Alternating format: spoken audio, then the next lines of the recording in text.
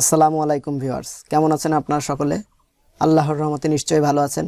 ESS টিউটোরিয়ালের web design Bangla tutorial part 39-এ আপনাদের সকলকে স্বাগতম। এই পর্বের বিষয় হচ্ছে ফর্ম ইন HTML2। এই পর্বে আমরা শিখব HTML এ ফর্ম তৈরি করা। আমরা গত পর্বে শিখেছিলাম। এই পর্বে আমরা কিভাবে CSS দিয়ে ফর্মটাকে মডিফাই করতে পারি বা স্টাইল দিতে পারি সেটাই দেখব। তো চলুন শুরু করা যাক কথা না বাড়িয়ে। তো দেখুন পাশে আমরা style.css অর্থাৎ CSS এর জন্য যে ফাইলটি সেটি আমরা ওপেন করে রেখেছি বা নিয়েছি। তো এখানে তার আগে আমরা ফর্মটি আবার দেখে নেই। গত পর্বে আমরা এটা শিখেছিলাম এই ফর্ম তৈরি করা। তো চলুন শুরু করা যাক। প্রথমে আমরা যাকে CSS দিব সেটা হচ্ছে ধরুন এই বক্সগুলো, এই ফার্স্ট নেম লাস্ট নেম এই দুটোকে দিব। তো ফার্স্ট নেমের ওখানে দেখুন কি আছে, ট্যাগ ইনপুট। তো আমরা ইনপুট ট্যাগ নিলাম, নেয়ার পরে সেকেন্ড ব্র্যাকেট দিলাম। তো এখানে আমরা উইথ দেব, প্রথমে উইথ দিলাম 150 পিক্সেল, হাইট দিলাম 30 পিক্সেল, কালার বোঝার জন্য যে কোনো একটি কালার দেই, আমরা ব্লু দিলাম। তো আপাতত এই তিনটাই দেই। এবার সেভ দেই। সেভ দিয়ে যদি ব্রাউজারটি রিফ্রেশ করি তাহলে দেখুন প্রত্যেকটা যে ইনপুট ট্যাগ আছে প্রত্যেকটা এটা কাজ করেছে। কিন্তু আমরা চেয়েছিলাম কি শুধু ফার্স্ট নেম এবং লাস্ট নেমে কাজ হবে। তো চলুন দেখা যাক সেটা কি করব। দেখুন ফার্স্ট নেম এবং লাস্ট নেমের যে ইনপুট ট্যাগ আছে তার টাইপ হচ্ছে টেক্সট। তো আমরা এই টাইপটা দিয়ে দিলেই হয়ে যাবে। Type equal text, third bracket দিয়ে আটকে দিলাম। তো এখন যদি আমরা সেভ দেই এবং ব্রাউজারটি রিফ্রেশ করি তাহলে দেখুন বাকিগুলো সব ছেড়ে দিয়েছে CSS, শুধু ফার্স্ট নেম এবং লাস্ট নেমকে ধরে রেখেছে। তো আমরা কালার দিয়েছিলাম ব্লু, ধরুন আমি লিখছি, দেখুন ব্লু আসছে।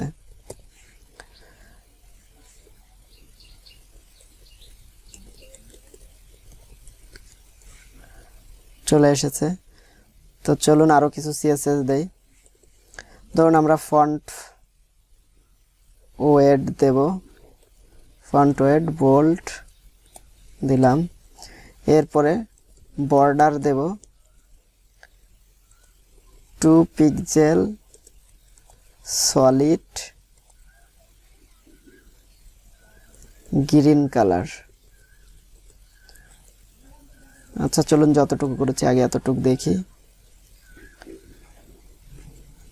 রিফ্রেশ দিলাম, দেখুন বর্ডার নিয়ে নিয়েছে এবং 2 পিক্সেল সলিড গ্রিন কালারের।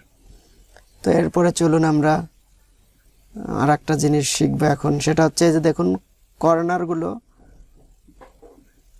এই কর্নারগুলো আমরা কিভাবে রাউন্ড করব। তো এটাকে বলা হয় border radius. Border radius 8 pixel দিলাম, দিয়ে সেভ দেই। দেখুন বর্ডার রেডিয়াস হয়ে গেছে। তো এই বর্ডার রেডিয়াস এটা কিন্তু আমরা এর আগে এই CSSটা নিয়ে কাজ করিনি, এটা কিন্তু আমাদের নতুন শিখলাম এই পর্বে। তো ওকে গেল। এখন ধরুন এখন এটাকে কপি করলাম,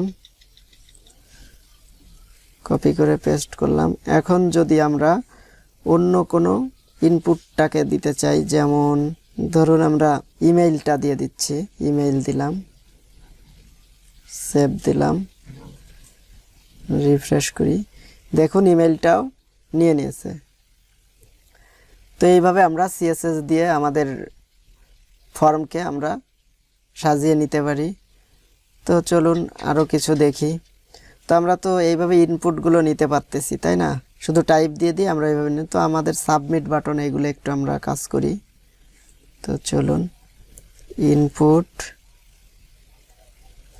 টাইপ ইকুয়াল সাবমিট। সেম জিনিসগুলো আমরা কপি করে আনি, তারপরে কালার ধরুন এটা ইয়েলো দিয়ে দিলাম, রেড বোল্ড থাক, বর্ডার রেডিয়াস 2 পিক্সেলের জায়গায় 3 পিক্সেল দিয়ে দিলাম। আর এখানে 150 জায়গায় 130 25 দিয়ে দিলাম। 8 পিক্সেলের জায়গায় 10 পিক্সেল দিয়ে দিলাম। সেভ দিলাম। এবার রিফ্রেশ করি। দেখুন আমাদের সাবমিট কালারটা বোঝা যাচ্ছে না, যদিও ইয়েলো দেয়াতে এই কালারের উপরে। চলুন তাহলে আমরা অন্য একটি কালার দেই, ডাইরেক্ট ব্লুই দিয়ে রাখি, সমস্যা নাই, যেটা বোঝার সুবিধার্থে। সেভ দেই।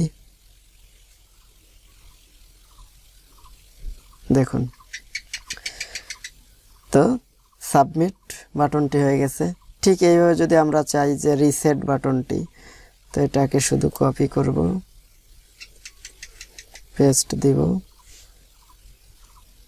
এখানে শুধু রিসেট লিখে দিলাম, টাইপ লেখার পরে ধরুন এটাকে আর একটু কমিয়ে দেই, 80, 30 দেই, এটাও 30 দিয়ে দেই, ভালো লাগতেছিল না। এখন এটাকে রিফ্রেশ করি, দেখুন চলে এসেছে। তো এইভাবে এখন যদি আমরা টেক্সট এরিয়া, এটাও যদি আমরা করতে চাই, এটাকে কপি করলাম, পেস্ট করলাম,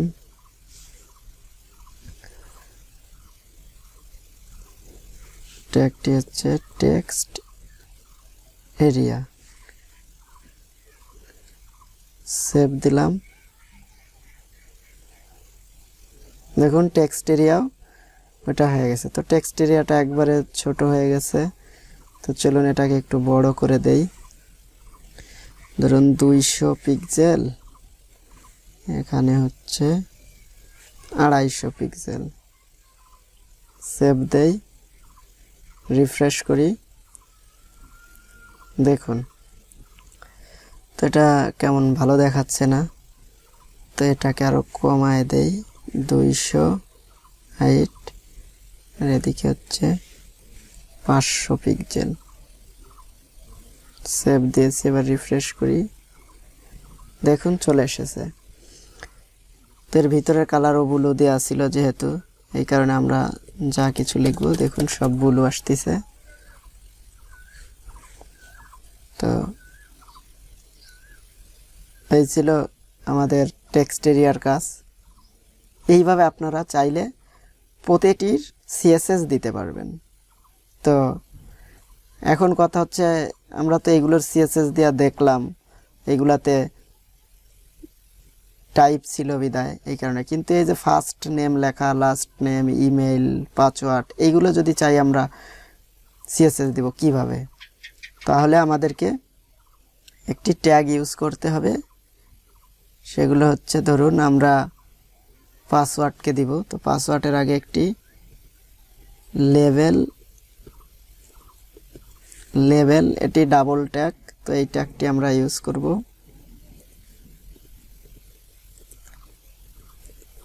তো এখন যদি আমরা এই লেভেলকে সিএসএস দিতে চাই, তো এখানে যা দিব সেটাই আসবে। ধরুন font family, italic, colour,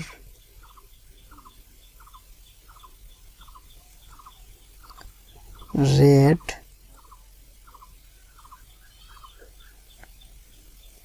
font size 25 pixel. তো এখন যদি এটা সেভ দেই, সেভ দিয়ে যদি রিফ্রেশ করি, দেখুন পাসওয়ার্ডটা কিন্তু আমাদের যেই দিয়েছি সেই অনুযায়ী নিয়ে নিয়েছে। দেখুন এখানে এটা কিন্তু আমাদের মনে হয় ঠিক হয়নি, ভুল হয়েছে। ফন্ট স্টাইল হবে, ফন্ট স্টাইল ইতালিক। এবার সেভ দেই, রিফ্রেশ করি, দেখুন তো পাসওয়ার্ডটা ইতালিক ফন্ট স্টাইলে এসেছে এবং এটা টেক্সট সাইজ বড় হয়েছে, কালারটা চেঞ্জ হয়েছে। তো এইভাবে আমরা প্রত্যেকটা লেখায়, যেমন ফার্স্ট নেম, এটাও যদি চাই এইভাবে লেবেল দিয়ে, ধরুন ফার্স্ট নেমে দেব লেবেল,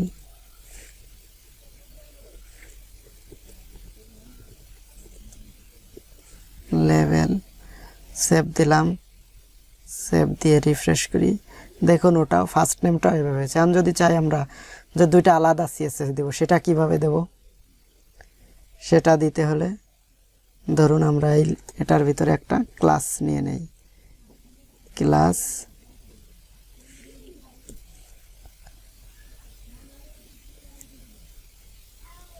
ফার্স্ট নেম, ফার্স্ট নেমই দিয়ে দিলাম ক্লাস নেমটা।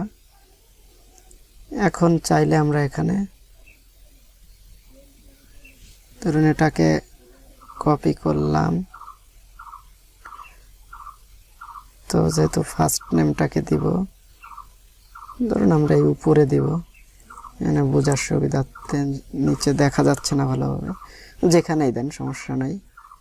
তো এখানে লেভেলেরটা কেটে দিলাম, ক্লাসের জন্য ডট চিহ্ন, এরপরে FIRST first name, first name দিলাম, ইতালিক ঠিক আছে, এটা ব্লু করে দিলাম, ফন্ট সাইজ 25 থাক। এখন সেভ দেই, রিফ্রেশ করি, হয়নি, দেখি কোথায় ভুল হয়েছে।